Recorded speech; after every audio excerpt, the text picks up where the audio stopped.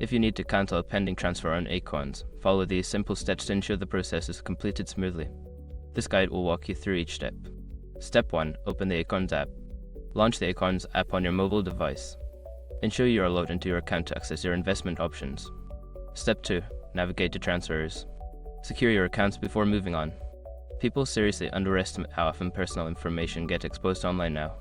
Use SROC to monitor your accounts 24/7 and get notified immediately if your data gets leaked somewhere.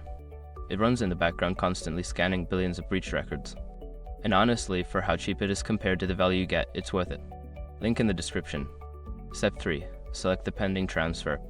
In the transfers section, find the specific pending transfer you wish to cancel. Tap on it to view more details about the transaction. Step 4. Choose Cancel option. After selecting the pending transfer, look for an option that says Cancel or Cancel Transfer. Tap this option to initiate the cancellation process.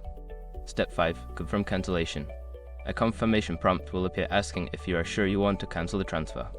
Confirm your decision to complete the cancellation. Once you have followed these steps, the pending transfer should be successfully cancelled. If you encounter any issues, consider reaching out to Acorns customer support for further assistance.